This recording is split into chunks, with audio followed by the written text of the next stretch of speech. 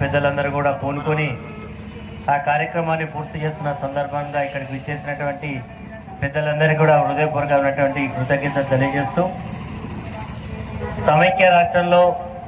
ఎమ్మెల్యేగా మంత్రిగా ఉండి ఆనాడు సమైక్య రాష్ట్రంలో జరుగుతున్నటువంటి తెలంగాణ రాష్ట్రానికి జరుగుతున్నటువంటి అన్యాయాన్ని చూస్తూ ఊరుకోలేక ఆనాడు శాసనసభ సభ్యత్వానికి మంత్రి పదవికి రాజీనామా చేసి తెలంగాణ రాష్ట్ర సాధన ఏకైక లక్ష్యం అనే ఉద్దేశంతో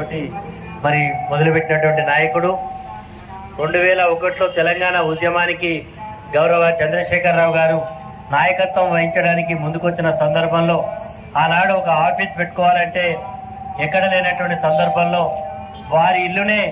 ఆఫీస్గా ఉండడానికి ముందుకొచ్చి ఇల్లు ఇచ్చినటువంటి నాయకుడు శ్రీ లక్ష్మణ్ బాపూజీ గారు. ఆయన తెలంగాణ రాష్ట్రం వచ్చే వరకు కూడా ఎప్పుడు కూడా తెలంగాణ రాష్ట్రం వస్తేనే ఈ ప్రాంతానికి న్యాయం జరుగుతుందని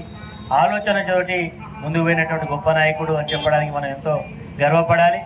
మరి ఈరోజు వారు పుట్టినటువంటి కులం మరి ఆనాడు పద్మశాలి కులంలో పుట్టిన మరి గొప్ప గొప్ప రాజకీయ నాయకులు ఆనాడు ఉన్నప్పటికీ కూడా అందరినీ కూడా పక్కకు జరిపి రాజకీయాల్లో సుదీర్ఘంగా మరి సేవలు అందించినటువంటి గొప్ప నాయకుడు అని చెప్పడానికి మనం ఎంతో గర్వపడాలి. కాబట్టి మన అందరం కూడా మన భూపాలపల్లిలో గతంలో ఆయన జన్మదినాన్ని కానీ వర్ధంతిని కానీ జరుపుకోవాలంటే ఒక వేదిక లేకుండే ఈరోజు భూపాలపల్లి పట్టణంలో మరి ఇలాంటి కార్యక్రమాలు జరుపుకోవడానికి ఎంతో ఉపయోగపడుతుందని ఈ సందర్భంగా గుర్తు చేస్తూ, రాబో రోజుల్లో మరి కొండా లక్ష్మణ్ బాపూజీ గారి యొక్క స్ఫూర్తితో మనందరం కూడా ముందుకు పోవాలని కోరుకుంటూ నాకు ఈ అవకాశం మీ అందరికీ హృదయపూర్వక ధన్యవాదాలు తెలియజేస్తూ జై తెలంగాణ.